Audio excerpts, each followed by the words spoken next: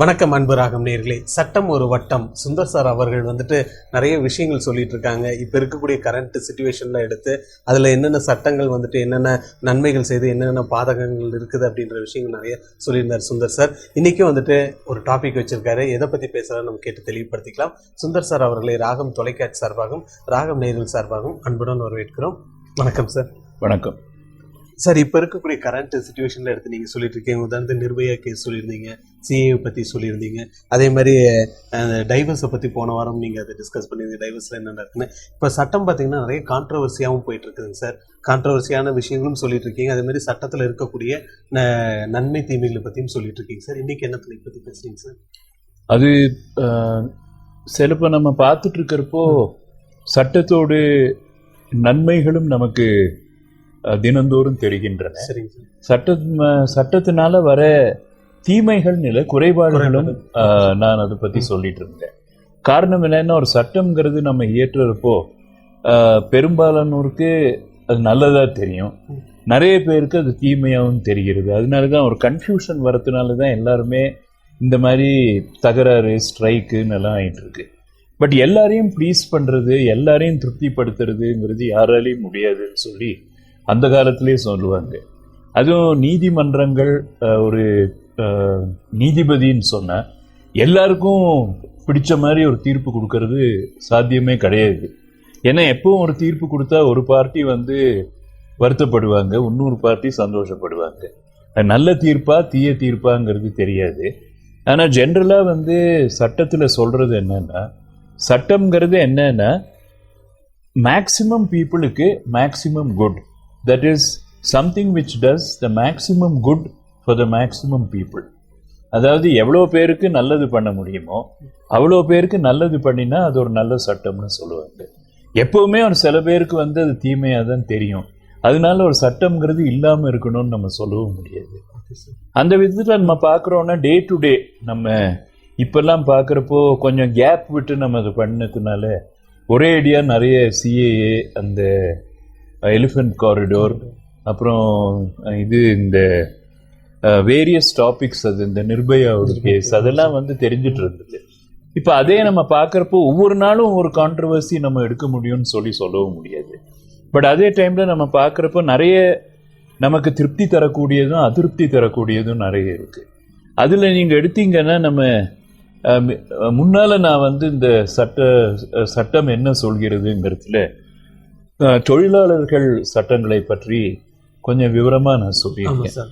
இந்த தொழிலாளர்கள் சட்டம்ங்கிறதுல ரொம்ப மிஸ்யூஸ் ஆகுது. அதாவது மிஸ்யூஸ் ஆகுதுன்னா சரியாக அது நாட்டப்படாமல் இருக்கிற ஒரு சட்டம் என்பது தற்காலிக தொழிலாளிகளை பொறுத்து இருக்கு.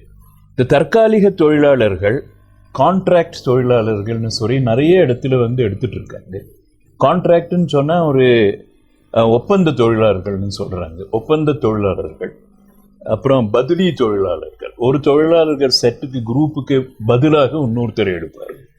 அவங்களுக்கு விடுப்பு கொடுத்து விட்டு இவர்களை எடுப்பார்கள். அப்படி மாற்றி மாற்றி போட்டு சட்டத்தை ஏமாத்துறவர்களும் நிறைய பேர் இருக்காங்க. தற்காலிக தொழிலாளர்களை வச்சா அது எப்போ அவங்கள பர்மனன்ட் பண்ணணும்னு சொல்லி ஒரு சட்டம் இருக்கு. அந்த சட்டத்தை அவாய்ட் பண்றதுக்காக என்னென்ன ரீதியில அவாய்ட் பண்றாங்கிறதையும் நம்ம பார்க்கணும். அதே டைம்ல ஒரு தற்காலிக தொழிலாளிங்கிறவர் அவர் தன்னுடைய டே டு டே தினம் அவருக்கு வாழ்வு உரிமை என்பது இருக்க வேண்டும் என்கிறதுனால அவர் போராடி கொண்டிருக்கிறவர் வாதாட முடியாது. எனக்கு இதுதான் வேணும்னு கேட்டால் சரி நீ போ வீட்டுக்குன்னு சொல்லிடுறாங்க. நிறைய பேர் இருக்காங்க இந்த மாதிரி. ஆனால் நம்ம வருந்தத்தக்க விஷயம் என்னவென்றால், தற்காலிக தொழிலாளிகளை வைத்து மேக்சிமம் வேலை வாங்கி அவங்கள பர்மனன்ட் பண்ணாமல் இருக்கிறது நீங்கள் சொன்னால் ஆச்சரியப்படுவீங்க. நம்ம அரசாங்கம் தான். அரசாங்கத்தில் வேரியஸ் டிபார்ட்மெண்ட்ஸ் நீங்கள் எடுத்தீங்கன்னா தற்காலிக தொழிலாளர்கள் தற்காலிகமாகவே வேலை வாங்கப்படுறாங்க. கான்ட்ராக்ட்ல வேலை வாங்கப்படுகிறார்கள். ஒரு நாள் கூலி, அதாவது தினக்கூலிங்கிற அடிப்படையில் வேலை வாங்கப்படுகிறார்கள். பர்மனன்ட் பண்றதே கிடையாது. இன்ஃபேக்ட் அரசாங்கத்தில் நீங்க பர்மனன்ட் பண்ணினா அதுக்கு நிறைய பெனிஃபிட்ஸ் இருக்கு ஒர்க்கர்ஸுக்கு. அவங்க ரிட்டையர் ஆனதுக்கு அப்புறமும் பென்ஷன் வரும். அது நிறைய பேருக்கு பென்ஷன் வரதை பத்தி நான் ஒரு நாள் தனியா எடுக்கலாம்னு இருக்கேன். யார் யாருக்கு அதிகமாக பென்ஷன் வருது, யார் யாருக்கு பென்ஷன் வரக்கூடியவங்களுக்கு பென்ஷனே வரதில்லை, அதை நம்ம எடுக்கணும். அதுவும் கூட ஒரு கான்ட்ரவர்ஷியல் சப்ஜெக்டாக தான் இருக்கு. ஸோ பென்ஷன்கிறது அரசாங்கம் கொடுக்கணும், யாருக்கு கொடுக்கணுங்கிறது ஒரு அடிப்படை இல்லைன்னு சொல்லி அது நம்ம பார்க்கத்தான் போகிறோம். இதில் பர்மனன்ட் பண்ணாமல் இருக்கிறதுல என்ன ஒரு அனுகூலம் அரசாங்கத்துக்குன்னா, அவங்க வேலை வாங்கிட்டே இருக்கலாம், பர்மனன்ட் பண்ணாமல் இருந்தால் நிறைய சலுகைகள் அந்த வேலை செய்பவர்களுக்கு கொடுக்காமல் இருக்கலாம். அதைத்தான் பார்த்துட்டு இருக்காங்க. இப்போ எந்த சட்டம் பிரைவேட்டா வேலை பார்க்குறவங்களுக்கு அந்த சட்டம் கொண்டு வராங்களோ அதே சட்டம் கவர்மெண்ட்டுக்கும் பொருந்துறதுங்கிறத அவங்க யோசிக்கிறது இல்லை. அதை பற்றி இல்லை, கவர்மெண்ட்னா ஏதோ ஒரு தனி ஒரு மாடத்தின் மேல் உட்கார்ந்து கொண்டு இருக்கிறார்கள் என்று அவர்களுக்கே ஒரு நினைப்பு. அதனால தான் ஒரு கஷ்டமாயிடுறது. ஸோ கவர்மெண்ட் சர்வன்ட்ஸ்னு இருந்தால், நீங்கள் கவர்மெண்ட் சர்வன்ட்ஸ்னு ஒரு மரியாதையாக இருக்கணும் அப்படின்னு சொன்னால் எது மரியாதையை கொடுக்கும்? ஒரு நிரந்தரம். எந்த வேலையாளியாக இருந்தாலும் நிரந்தரமாக நான் வேலை செய்கிறேன் அரசாங்கத்திற்கு என்று சொன்னாதான் அவனுக்கு நிரந்தரமாக ஒரு ஒரு திருப்தி உண்டாகும். சும்மா டெய்லி பாவம் போயிட்டு ஒரு நாள் சிக் ஆயிட்டான்னா, வேலைக்கு போகலன்னா அன்னைக்கு சம்பளம் கிடையாது. 10 நாள் சிக்கா படுத்துட்டான்னா நீ ஏன் வரலன்னு சொல்லி வேலையிலேருந்து நீக்கிறதுக்கே ஒரு காரணம் இருக்கு அவங்களுக்கு. அதனால அந்த மாதிரி இருக்கிறப்ப நம்ம டே டு டே லைஃபே ஒரு தீர்மானம் இல்லாமல் இருக்கிறப்போ யாரால தான் திருப்தியாகவும் சந்தோஷமாகவும் இருக்க முடியும்? அதனால இந்த நிரந்தர தொழில்ங்கிறது ரொம்ப அவசியம். அதை பார்க்குறப்போ நிறைய அந்த சட்டத்தில் நம்ம பார்க்க வேண்டி இருக்குன்னு சொல்லி நான் நினைக்கிறேன். அதில் இப்போ பழைய காலத்தில் வாலி ஃபேமஸ் சாங் ரைட்டர், கவி அவர் இருந்தார். வாலி சொல்லியிருக்கார் ஒருக்க, எந்த வேர்வைக்கும் உயர்விற்கு வேர் வைக்கும் திறமை உண்டுன்னு சொல்லி. அதாவது வேர்வைனா அவர் அந்த வியர்வையை பற்றி சொல்றாரு. யார் வியர்வை சிந்தி வேலை செய்கிறார்களோ அவர்களுக்கு உயர்வுக்கு வேர் வைக்கும் திறமை உள்ளது. வேர் வைக்கும்னா அந்த ரூட்ஸை வைக்கிறது, வேரை வைக்கிறது. அதனால அவரோட வாலியோட ஓன் ஸ்டைல்லையே வேர்வைங்கிறது 2 விதமா அவர் சொல்லிடுறாரு. அதனால்தான் அவர் வேர்வை சிந்தி வேலை செய்கிறவருக்கு ஒரு வேர் வைக்கும் நிலைமை வர வேண்டும்ங்கிறது தான் நான் சொல்றது. இப்போ பர்மனன்ட் எம்ப்ளாய்மெண்ட் இருக்கிறதுனா தான் அவனுக்கு வாலி சொல்றது அவர் வேர் வைக்கும் திறமை அவருக்கு இருக்கிறது. ஆனா அவனுக்கே ஒரு வேர் வைக்க முடியவில்லை என்றால் வேர்வைக்கு என்ன அர்த்தம்? அதுதான் நம்ம பார்க்க வேண்டியிருக்கு. ஸோ அதை நம்ம பார்த்தோம்னா டெம்பரரினே இருந்துட்டு இருக்கிறத விட ஒரு பர்மனன்ட் ஒர்க்குங்கிறது யாருக்கும் வேண்டி இருக்கு. ஸோ அதையே நீங்க பார்த்தீங்கன்னா கண்ணதாசனோட ஒரு ஃபேமஸ் சாங் இருக்கு, அந்த காலத்திலேயே இது கருப்பு பணம்ங்கிற மூவியில வந்தது.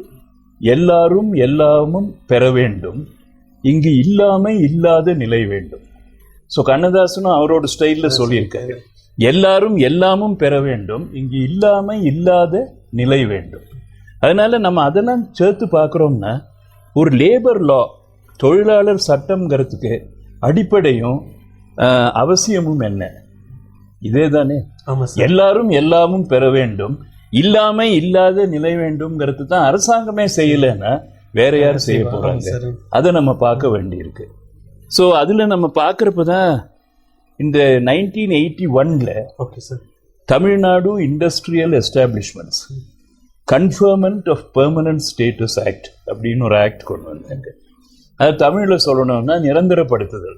அதாவது தற்காலிக தமிழ்நாடு தற்காலிக தொழிலாளிகளை நிரந்தரப்படுத்துவதற்கான சட்டம் 1981 வந்தது. அதுக்கு முன்னாலேயே சர்டன் கண்டிஷன்ஸ் எல்லாம் இருந்தது, ஆனால் ஒரு சட்டமா வரல. 1981 இது சட்டமா வந்தோடனே அதுல ரூல்ஸும் நிறைய இருக்கு. ஸோ அந்த கன்ஃபர்மெண்ட் ஆஃப் பெர்மனன்ட் ஸ்டேட்டஸ் ஆக்ட்ல என்ன சொல்றாங்கன்னா, எந்த தொழிலாளியும் 2 வருட காலத்தில், அதாவது ஒரு ஸ்லாப்னு எடுக்கிறதுனா 2 years, 2 yearsல உங்களுக்கு 720 days இருக்கு, 360 + 360. அந்த 2 years பீரியட்ல கேப்பு கீப் எல்லாத்தையும் பார்த்துட்டு 480 நாள் வேலை செஞ்சிருந்தா அவருக்கு பர்மனன்ட் ஆகணும், அவருக்கு அந்த குவாலிஃபிகேஷன் வந்துடுறது. ஸோ எந்த தொழிலாளியும் ஒரு 2 year கேப்ல ஒரு பர்மனன்ட் தொழிலாளி, நானே பார்த்த தொழிலாளிங்கெல்லாம் நிறைய பேர் 20 வருஷமா கார்டன்ல வேலை பண்ணிட்டு இருக்காங்க, 10 வருஷமா வேற எங்கேயோ வேலை பண்றாங்க. சிம்ஸ் பார்க்ல வேலை பண்ணிட்டு இருக்கிறவங்க எனக்கே எவ்வளவு தெரியும். நான் லேபர் கோர்ட்டுக்கு போறப்போ நிறைய பேர் வந்திருக்காங்க. பால் சொசைட்டியில வேலை பண்ற தற்காலிக தொழிலாளிகள் இருக்காங்க. ஸோ நிறைய இடத்துல வேலை பண்றவங்க அவங்க வந்து 10 வருஷம் 20 வருஷம் பண்ணினாலும் இந்த 480 நாள் இன் 2 இயர்ஸ் 760 நாள் பீரியட்ல 480 நாளுக்கு அவங்களுக்கு வேலை ரெஜிஸ்டர்ல இருக்குன்னா வேற வழியே கிடையாது, அவங்கள பர்மனன்ட் பண்ணிதான். பட் அந்த சட்டத்தை யாருமே கடைப்பிடிக்கிறது. அதுதான் வந்து நிதர்சனமான உண்மைங்கிறது அதுதான். ஸோ அன்பார்ச்சுனேட்டா இருக்கிறதுனால யார் போட்டாலும் சரி அந்த அத்தாரிட்டி கிட்ட போ, லேபர் கோர்ட்டுக்கு உரிமை கிடையாது, லேபர் ஆஃபீஸர்கிட்ட போ. லேபர் ஆஃபீஸர்கிட்ட போனால் அவர் ஒரு பேச்சுவார்த்தை நடத்திட்டு பிளான்டேஷன்னா பிளான்டேஷன் இன்ஸ்பெக்டர்கிட்ட போகணும், இல்லாட்டா டிசிஎல்கிட்ட போகணும், இல்லாட்டா ஏசிஎல்கிட்ட போகணும், இல்லாட்டா லேபர் கோர்ட்டுக்கு போகணும். கவர்மெண்ட்னு இருக்கிறதுனால நாங்கள் எடுக்க முடியாது, ரிட் பெட்டிஷன் போடு. ஸோ இந்த மாதிரி சொல்கிறப்போ சரி 480 நாள் அவர் வேலை செய்யறப்போ அவர் கணக்கு வச்சிருப்பாரு, நான் 480 நாள் வேலை செஞ்சிருக்கேன்னு சொல்லி. ஆனா அதை அவாய்ட் பண்றது நிறைய பேர் எப்படி அவாய்ட் பண்றாங்கிறத நான் சொல்றேன். ஓகே சார், ஒரு சின்ன பிரேக் அப்புறம் தொடரலாங்க சார். நேரில் ஒரு சிறிய இடைவெளிக்கு பிறகு நிகழ்ச்சி தொடரும்.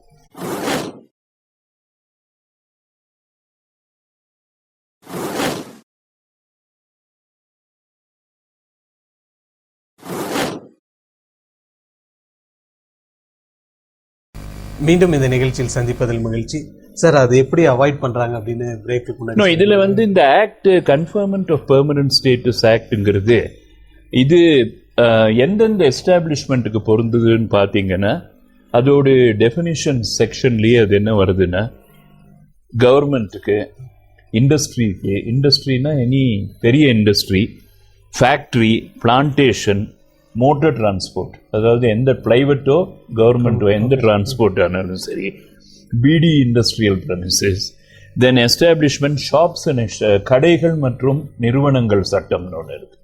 ஷாப்ஸு, எஸ்டாப்ளிஷ்மெண்ட்ஸ் எல்லாத்துக்குமே. அப்புறம் கேட்ரிங் எஸ்டாப்ளிஷ்மெண்ட்ஸ், ஹோட்டல், ரெஸ்டாரண்ட் எல்லாத்துக்கும் அது பொருந்தும்.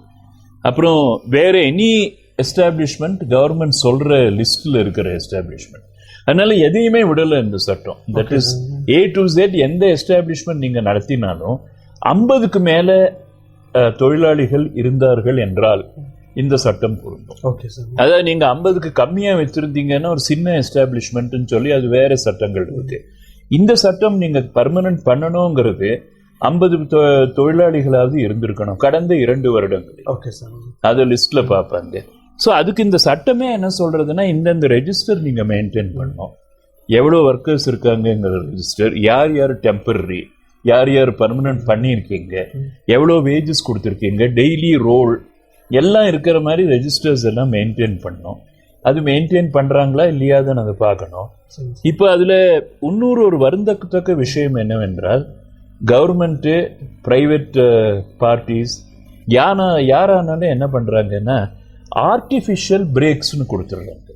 Okay sir.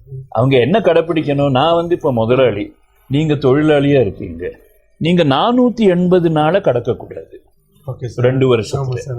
ஸோ 2 வருஷத்துல நீங்க எனக்கு வேலை செஞ்சுட்டே இருப்பீங்க, 410வது நாள்ல உங்களுக்கு லீவ் கொடுத்துருவேன் நான். சரி, உனக்கு பிரேக் கொடுத்தாச்சு, 1 மாசம் எங்கேயாவது போயிட்டு நீ மறுபடி வா அப்படின்னு சொல்லி ரெஜிஸ்டர்ல இருந்து உங்க பேரை நீக்கிடுவேன்.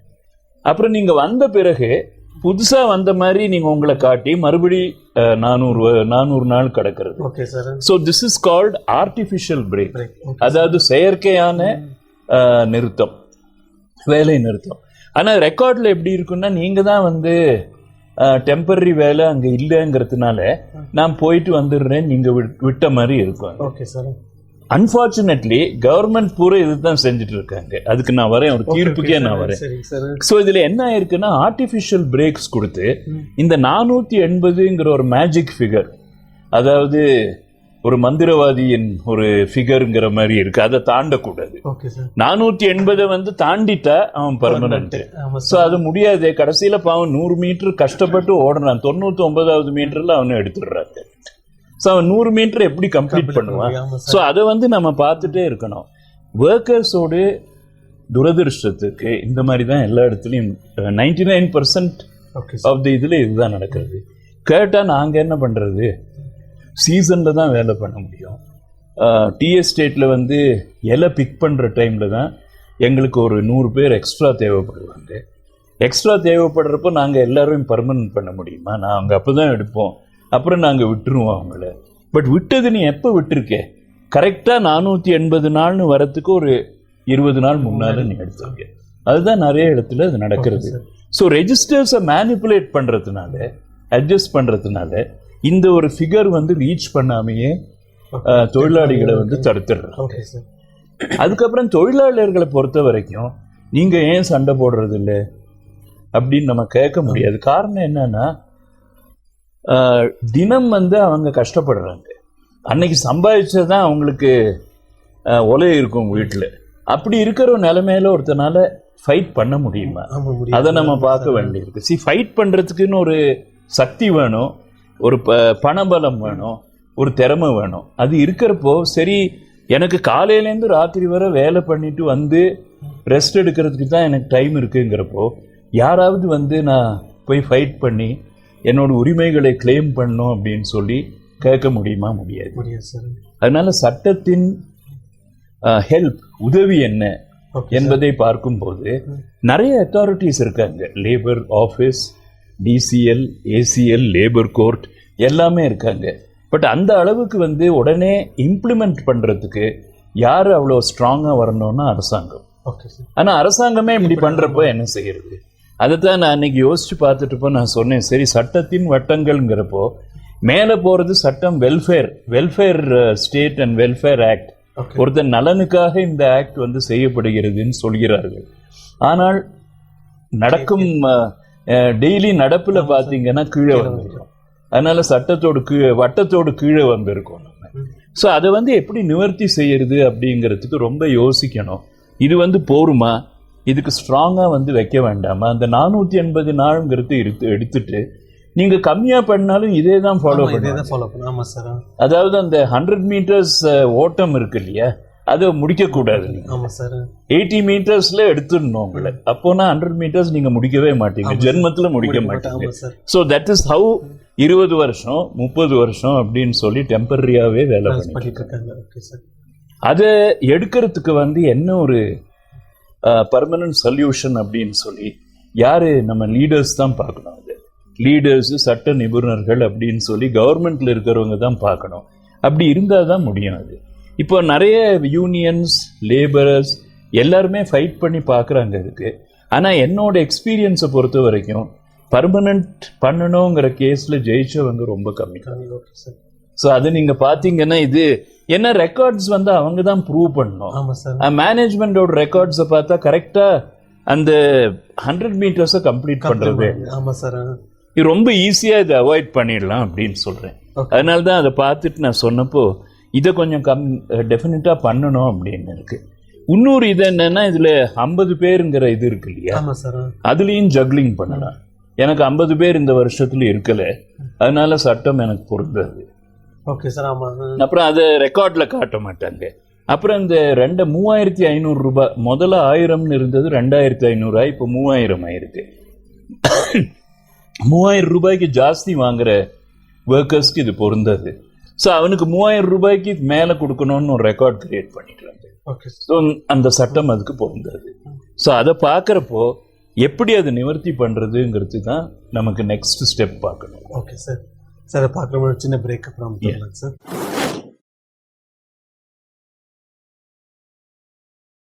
மீண்டும் இந்த நிகழ்ச்சியில் சந்திப்பதில் மகிழ்ச்சி. சார், அந்த சட்டங்கள் நீங்கள் சொல்லக்கூடிய விஷயங்கள்லாம் அப்படியே இமேஜினேஷன் பண்ணுற மாதிரியே இருக்குது. கரெக்டாக எந்த வகையிலையும் நம்ம எஸ்கேப் ஆக முடியாத ஒரு சூழல் தான் இருக்குது. டெம்பரரியாக, லைஃப் லாங் டெம்பரரியாக தான் இருக்கணுமோ அப்படிங்கிற மாதிரி இருக்குது. அதுக்கு சட்ட ரீதியாக அது இருக்குதுன்னு சொல்லி, அதனால தான் நான் சொன்னேன் சட்டத்தின் உதவி. Okay sir. அது சரியாக போய் சேர வேண்டியவங்களை சேர்றத அப்படின்னு நம்ம பார்க்குறப்போ அன்ஃபார்ச்சுனேட்லி இந்த பர்டிகுலர் சட்டம் மட்டும் ஒரு முட்டுக்கட்டை போட்டுடுறது. நல்லது செய்ய வேண்டிய சட்டம், ஒரு படிக்கல்லா இருக்கிற வேண்டிய சட்டம் கடைசியில தடைக்கல்லா ஆயிடுது. அதனாலதான் அதை நம்ம என்ன எப்படி நிவர்த்தி செய்யறதுன்னு அது ஒண்ணு பார்க்கணும்னு சொன்னோம். ஆனா கோர்ட்ல வந்து மெட்ராஸ் ஹைகோர்ட்டை பொறுத்தவரை ஒரு ரொம்ப முக்கியமான தீர்ப்பு ஒன்று 2006 வந்தது. சட்டம் 1981 தான். நிறைய ஃபைட் பண்ணிட்டே தான் இருக்காங்க. ஆனா 2006 வந்து G Bhaskar Don Bosco versus government of Tamil Nadu, அது வந்து மெட்ராஸ் ஹைகோர்ட்ல மதுரை பெஞ்ச்ல வந்தது. இந்த மதுரை பெஞ்ச்னு ஏன் வந்ததுன்னா, திருச்சியில பாரத் ஹெவி எலக்ட்ரிக்கல்ஸ் அவங்க நிறுவனம் தான் வந்து எதிர்வாதி. ஸோ அவங்க வந்து நிறைய பேரை நிறுத்திட்டாங்க.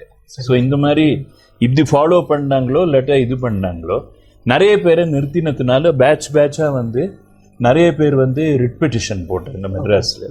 ஸோ மெட்ராஸ்ல ரிட் பெட்டிஷன் போட்டு மதுரை பெஞ்ச் வந்துருச்சு ஹைகோர்ட்டோட. ஸோ மதுரையோட அமர்வில் வந்து இந்த கேஸ் வந்தோடனே அது ரொம்ப இன்ட்ரெஸ்டிங் கேஸாக இருந்து நிறைய இப்போ கோட் பண்ணவும் செய்கிறாங்க. அதனால நிறைய ரிட் பெட்டிஷன் கிட்டத்தட்ட 20 ரிட் பெட்டிஷனுக்கு மேலே ஒரே கம்பைன் பண்ணி ஹைகோர்ட்டில் வந்து அதை எடுத்துட்டாங்க. அண்ட் அப்போ வந்து ஜஸ்டிஸ் பால் வசந்தகுமார்னு அவர் ரிட்டையர் ஆயிட்டாரு. அவர் ஒரு நல்ல தீர்ப்பு எழுதியிருக்காரு. அதில் வந்து தொழிலாளிகளுக்கு லாயராக இருந்தவர் ஹரிபரந்தாமன், அவர் ஜஸ்டிஸ் ஆயிட்டார் ஹைகோர்ட்டில். அவரும் இப்போ ரீசெண்டாக ரிட்டையர் ஆனார். அதனால ஹரிபரந்தாமன்கிறவர் வந்து ரொம்ப நல்ல ஜட்ஜாக இருந்தார். அவர் வந்து தொழிலாளர்களுக்காக அப்பியர் பண்ணி அது ஒரு ஃபேமஸ் கேஸ் ஆயிடுத்தது. அந்த கேஸில் வந்து எல்லாமே வந்து ஆராய்ந்து பார்த்து இந்த தமிழ்நாடு ஆக்ட் பற்றி இப்போ நான் சொன்னதெல்லாம் வந்து என்னென்னா அது வந்து ஹைகோர்ட்டில் சொன்னது. இப்போ நான் சொன்னது வந்து கொஞ்சம் கூட ஒரு புரியும்படியாக சொல்லியிருக்கேன். ஹைகோர்ட்டில் வந்து இதே தான் சொல்கிறாங்க. இந்த சட்டத்தில் எவ்வளோ ஓட்டைகள் இருக்குது, அது எப்படி வந்து நிவர்த்தி பண்ணணுங்கிறது எல்லாத்தையும் அது எல்லாமே சொல்லியிருக்காங்க. அதில் அவங்களே சொல்கிறாங்க, இப்போ ஒர்க்மேன் வந்து பாரத் ஹெவி எலக்ட்ரிக்கல்ஸ் கவர்மெண்ட் நிறுவனம், அரசாங்க நிறுவனம். அது நம்ம ஹெச்பிஎஃப் இருந்த மாதிரி கார்டேட் ஃபேக்ட்ரி சென்ட்ரல் கவர்மெண்ட்டு. அந்த மாதிரி கவர்மெண்ட்டுக்கு மட்டும் இல்லாமல் கவர்மெண்ட் ரன் இன்ஸ்டிடியூஷன்ஸ்க்கும் அது பொருந்துருது. ஆனால் அதுலேயே சொல்கிறாரு, அதில் வந்து ஸ்பெசிஃபிக் பீரியடுக்கு டெம்பரரியாக வச்சுருந்தாங்க. அந்த ஸ்பெசிஃபிக் பீரியடில் பார்த்தீங்கன்னா சப்போஸ் நான் வந்து உங்களை டெம்பரரியாக எடுத்து உங்களை சாட்டிஸ்ஃபை, அதாவது எனக்கு திருப்தி ஆச்சுன்னா உங்களை 5 வருஷத்துக்கு அப்புறம் பர்மனன்ட் பண்ணுறேன் அப்படின்னு சொல்லி சில பேர் வந்து மடத்தனமாக ஒரு கான்ட்ராக்ட் போட்டுடுறாங்க. இப்போ 5 வருஷம் திருப்தியானா வேலை பண்ற, திருப்தியானா உங்களை பர்மனன்ட் பண்றேன்னா 5 வருஷம் வேலை பண்ணிட்டான்னு தானே அர்த்தம். அப்போ இந்த 480 டேஸ் வந்து ஆட்டோமேட்டிக்கா இதாயிடும். அந்த மாதிரியும் இருக்காங்க. அப்புறம் நோ நான் பர்மனன்ட் பண்ண வேண்டியது இல்லை, அது அவன் எனக்கு திருப்தி இல்லை அது இதுன்னு சொல்லவும் முடியாது, பிகாஸ் சட்டம் வந்துடுறது. அதையும் தவிர அவங்க என்ன சொல்றாங்கன்னா, மேனேஜ்மெண்ட் வந்து ஆர்டிஃபிஷியல் பிரேக்ஸ் கொடுத்துடுறாங்க. அதாவது ஜட்ஜ்மெண்ட்ல கிளியரா என்ன சொல்றாருன்னா, நிறைய ஒர்க்கர்ஸ் டெம்பரரியா இருக்கிற ஒர்க்கர்ஸ் பாரத் ஹெவி எலக்ட்ரிக்கல்ஸ்ல ட்ரைனிங் எடுத்தவங்க, அதாவது ஐஎஸ்ஐ ட்ரைனிங் எடுத்தவங்க, அதுக்கப்புறமா இதுல ரொம்ப எக்ஸலண்ட் ஒர்க்கர்ஸ் அப்படின்னு சொல்லி பாரத் ஹெவி எலக்ட்ரிக்கல்ஸே அவங்களுக்கு சர்டிஃபிகேட் கொடுக்கறது எக்ஸலண்ட் ஒர்க்குக்கு, அப்புறமா வந்து நிறுத்திடுறது. ஸோ அதுவும் இருக்கு. Workmen further state that the management gives artificial breaks by issuing relieving and posting orders. அதாவது ஆர்டிஃபிஷியல், நான் இப்போ சொன்ன மாதிரி 460 நாள் ஆறப்போ ஒரு ரிலீவிங் ஆர்டர், நீ போ வீட்டுக்கு அப்புறமா கூப்பிடுறேன், இல்லாட்டா நான் கூப்பிடவே மாட்டேன்னு சொல்லிடுறது. அப்போ அவன் என்ன பண்ணுவான், see I am working here, so நான் ரிலீவ் பண்ணுறேன், எங்களுக்கு வந்து இப்போது தேவையில்லை, தேவைப்படுறப்போ உங்களை மறுபடியும் கூப்பிடுறேன், நீங்கள் இப்போ ரிலீவிங்க்கு ஒத்துக்கலை அப்படின்னு சொன்னால் வேற யாரையாவது கூப்பிட்டுடுவேன் அப்படின்னு சொன்னால் நீங்கள் என்ன பண்ணுவீங்க? சரி சார்ன்னு சொல்லி தான் நான் போவேன். ஏன்னா ஒரு 10 நாளோ ஒரு மாதமோ ரிலீவ் ஆகிறது பெட்டர், திரும்பி வருவேங்கிற ஒரு நம்பிக்கையாக இருக்குது. ஸோ அந்த 410 டேஸ்க்கு அப்புறம் ரிலீவிங் ஆர்டர், அப்புறம் ஒரு posting order. Okay sir. Posting ஆர்டருக்கும் ரிலீவிங் ஆர்டருக்கும் இடையில பார்த்தீங்கன்னா 480 நாள் கம்ப்ளீட்டே ஆகாது. ஸோ அந்த விதத்துல தான் வந்து ஸ்லாபா போயிட்டே இருக்காங்க. அதை வந்து இவர் கரெக்டா சொல்லிடுறாரு. இந்த 336 டேஸ் 200 டேஸ் அந்த மாதிரி எல்லாம் கொடுத்துட்டே இருந்து அந்த 480 டேஸ் 2 இயர்ஸ் பிளாக்ல 480 டேஸ்ங்கிறது கம்ப்ளீட்டே ஆறதில்லை. ஸோ அப்படி சொன்னா அது நியாயமா அப்படின்னு சொல்லிட்டு அதுல ஆராய்ந்திருக்காங்க. ஆராய்ந்துட்டு என்ன சொல்றாங்கன்னா, இந்த கோர்ட் வந்து வேற ஒண்ணு இல்லை, என்ன ஆகுதுன்னா, ஒரு மாமுண்டராஜ் அண்ட் அதர்ஸ்னு ஒரு கேஸ் இருந்தது, இதே பாரத் ஹெவி எலக்ட்ரிக்கல்ஸ். அந்த குரூப் இருக்கிறப்ப சுப்ரீம் கோர்ட் வரப்ப அவங்க வந்து அவங்கள நியமனம் பண்ணணும், பர்மனன்ட் பண்ணணும்னு சொல்லிட்டாங்க. அந்த பேசிஸ்ல, அந்த அடிப்படையில் இந்த எல்லாரையும் கூட நீங்க பர்மனண்டா பண்ணணுங்கிற ஒரு தீர்ப்பு அதுல வந்துருச்சு. ஸோ அதனால நீங்க அதை பார்க்குறப்போ இந்த ஹரிபரந்தாமனோட ஆர்குமெண்ட்ஸு, அப்புறம் கோர்ட்ல வந்து சொன்ன ஒரு தீர்ப்பு எல்லாமே பார்க்குறப்போ இந்த தீர்ப்பு வந்து ரொம்ப முக்கியமான ஒரு தீர்ப்பாக விரும்புறது. பிகாஸ் பாரத் ஹெவி எலக்ட்ரிக்கல்ஸுங்கிறது கவர்மெண்ட் இன்ஸ்டிடியூஷன். அதே மாதிரி நான் சொல்ற மாதிரி கவர்மெண்ட் டைரக்டா இருக்கிறதும் கவர்மெண்ட் கார்பரேஷனா நடத்துறதும் எல்லாமே வந்து கவர்மெண்ட் இன்ஸ்டிடியூஷன். கோர்ட்லயே என்ன சொல்றாங்கன்னா இது வருந்தத்தக்கது. பிகாஸ் கவர்மெண்டே ஒரு சட்டத்தை போட்டுட்டு கவர்மெண்ட் வந்து அந்த சட்டத்தை வந்து எப்படி நிலை நாட்டாம இருக்க முடியும், தப்பிக்க முடியும்னு சொல்லி பாக்குறாங்க. அப்ப பிரைவேட்டா என்ன பண்ணுவாங்க, அவங்க டெஃபினட்டா அதை பண்ணதான் செய்வாங்க. ஸோ அதனால இருக்கிறப்ப இது வந்து எதுலலாம் நடக்கிறதுனா ஏர் இண்டியா. ஏர் இண்டியா இப்போ ஆல்மோஸ்ட் கான், பட் ஏர் இண்டியாவில் நடந்துட்டு இருந்தது. அப்புறம் இந்த கேன்டீன் நடத்துறாங்க, லைக் கார்டேட் ஃபேக்டரி கேன்டீன், ஹெச்பிஎஃப்ல கேன்டீன், அதெல்லாம் வந்து நம்ம கான்ட்ராக்ட் கொடுத்துட்டு அந்த கேன்டீன் நடத்துறாங்க. அந்த கேன்டீன்லயும் இந்த மாதிரி டெம்பரரி கான்ட்ராக்ட் ஒர்க்கர்ஸையே வச்சு நடத்திட்டு இருந்தாங்க. ஸோ அந்த கேன்டீன்ஸ்லாம் இந்த ப்ராப்ளம் வருது. ஸோ இதனால நிறைய இந்த எக்ஸாம்பிள் சொல்லணும்னு நிறையவே சொல்லுவேன். இதுல பூரா இந்த டெம்பரரி ஒர்க்கர்ஸ் பர்மனன்ட் பண்ணக்கூடாது அப்படிங்கிற ஐடியால வந்து என்னெல்லாம் யுக்தி இருக்கோ அந்த யுக்தி எல்லாத்தையும் வந்து கையாளுறாங்கிறது தான் உண்மையான விஷயம். அப்புறம் இதே வந்து ஒரு விதத்துல நல்லது என்னன்னா, கான்ட்ராக்ட் ஸ்டாஃப், பர்மனன்ட் ஸ்டாஃப் எல்லாருக்குமே வந்து பர்மனன்ட் பண்றது மட்டும் இல்லாம ரெகுலர் ஸ்டாஃபோட ஈக்குவலா கான்ட்ராக்ட்லயோ டெம்பரரியாவோ இருக்கிற டைம்லயே பர்மனன்ட் ஸ்டாஃபுக்கு ஈக்குவலா பே கொடுக்கணும் அப்படின்னு சொல்லி சுப்ரீம் கோர்ட் வந்து ரூல் பண்ணிட்டாங்க. சுப்ரீம் கோர்ட்ல வந்து 2016 ரூல் ஆச்சு. ஸோ அது ரீசன்ட் இதானதுனால அவங்க எல்லாத்தையுமே சொல்லிட்டு சுப்ரீம் கோர்ட்ல கிளியரா என்ன சொல்றாங்கன்னா, any one who is compelled to work for a lesser wage does not do so voluntarily. யாராவது ஒருத்தரை வந்து அங்கேயே இருக்கிற ஒருத்தருக்கு கம்மியான சம்பளத்துக்கு வேலை பண்ணுன்னா அவன் வந்து தன்னிச்சையா வேலை பண்றது இல்லை, அவனுக்கு தேவைன்னு இருக்கிறதுனால தான் அப்படி வேலை பண்றான். என்ன தன்னிச்சையா வேலை இல்லை, நான் இதுக்கு தான் வருவேன்னு சொல்லி நீ போடா வீட்டுக்குன்னு சொல்லிடுவாங்க. ஸோ தேவைன்னு இருக்கிறதுனால தான் வந்து பண்றப்போ அந்த மாதிரி ஆட்களை வந்து நீங்க வந்து அட்வான்டேஜ் எடுக்கக்கூடாது. அவங்கள வந்து இப்போ புவர் சர்க்கம்ஸ்டான்சஸ்ல இருக்காங்கிறதுனால அவங்கள வந்து ஃபோர்ஸ் பண்ணி வேலை பண்ண வைக்கக்கூடாது. இன்னொருத்தருக்கு ஒரு நாளைக்கு 200 ரூபாய்னா இன்னொருத்தனுக்கு நான் 150 தான் கொடுப்பேன்னு சொல்ல முடியாது. ஈக்குவல் வேஜஸ் அது கொடுக்கத்தான் வேணும்.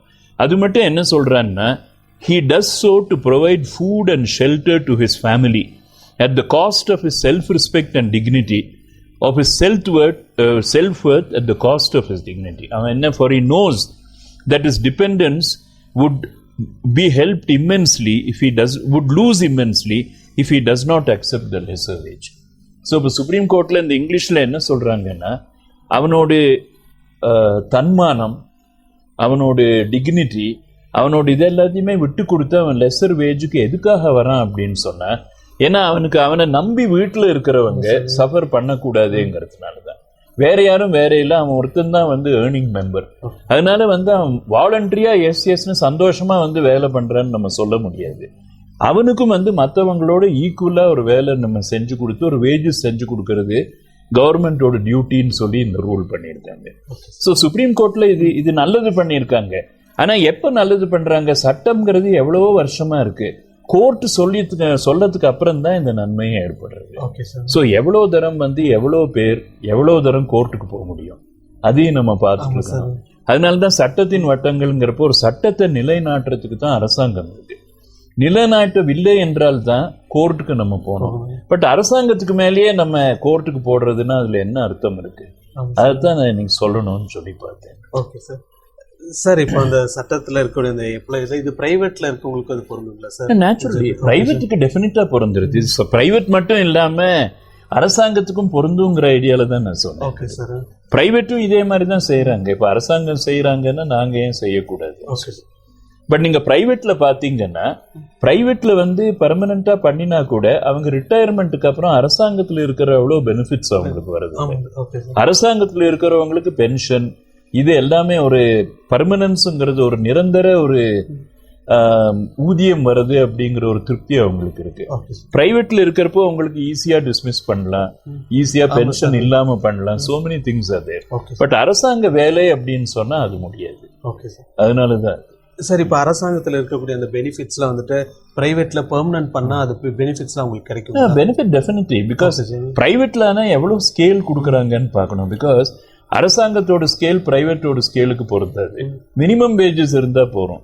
நிறைய பிரைவேட் கம்பெனிஸ் அரசாங்கத்தை விட ஜாஸ்தி கொடுப்பாங்க, நிறைய கொஞ்சம் கம்மியா தான் கொடுப்பாங்க. பட் அதுக்கு வந்து டேர்ம்ஸ் அண்ட் கண்டிஷன்ஸ் போட்டுடுறாங்க. நான் சொல்றது என்னன்னா பர்மனன்ட் பண்றது. Okay sir. பர்மனன்ட் பண்றது வேற, டே டு டே வேஜஸ்ல டெம்பரரியா இருக்கிறது வேற. Okay sir. சார் இப்போ பெர்மனெண்ட்டே பண்றாங்க, ஒரு பிரைவேட் கன்சர்ன்ல ஒரு பெர்மனெண்ட்டே பண்றாங்க, அவங்கள வந்துட்டு எந்த காரணத்தினால டிஸ்மிஸ் பண்றதுக்கான வாய்ப்பு நீங்க சொன்ன டிஸ்மிஸல்ங்கிறதெல்லாம் வேற வந்துருது. ஓகே, இது வேற அது வேற. பிகாஸ் இப்ப டிஸ்மிஸல் அப்படிங்கிறது அது டோட்டலி டிஃபரெண்ட். என்னென்ன காரணத்துக்காக மிஸ்கான்டக்ட்ங்கிறது என்ன அதெல்லாம் வேற இதுல வரும். நான் ஏற்கனவே அந்த இது சட்டம் என்ன சொல்கிறது நான் சொல்லியிருக்கேன். டிஸ்மிஸலோ சஸ்பென்ஷனோ ரிமூவலோ அது வேற, கம்ப்ளீட்டா வேற சப்ஜெக்டே ஆயிடும். Okay sir. இதுல வந்து நிரந்தரம் பண்றது தான் நான் சொல்றேன். ஏன்னா இப்ப நான் பாக்குறோன்னே, இப்போ ரீசெண்டா பார்த்தப்போ 2-3 கேசஸ்ல எனக்கு தெரிய வந்தது. Like botanical gardens, Sims park, milk society, நிறைய பேர்ல வந்து இப்ப போட் ஹவுஸ், நிறைய இடத்துல வந்து பர்மனன்ட் பண்ணாம ஆட்களை வச்சு வேலை வாங்கிட்டு இருக்காங்கிறது ரொம்பவே கிளியரா தெரியறது. ஸோ அது இருந்ததுனாலதான் சரி இதை கொஞ்சம் சொல்லி அட்லீஸ்ட் அரசாங்கத்தோட புத்திக்காவது அது எட்டுமாங்கிற ஐடியால தான் நான் இப்ப சொல்லிட்டு இருக்கேன். அட்லீஸ்ட் அவங்க எந்த மாதிரியான ஸ்டெப் எடுத்து வைக்கலாங்க சார்? ஸ்டெப்புங்கிறது சட்டத்தை ஃபாலோ பண்ண, சட்டம் எப்படி யாரை அப்ரோச் பண்ணி என்ன பண்றது? இல்ல நான் சொன்னேன் labour officer, okay sir, ACL, PCL, labour யூனிட்டியோட போடலாங்களா சார்? இன்னும் யூனியன் மூலமா தான் போகணும். ஆனா அது செய்யணும்.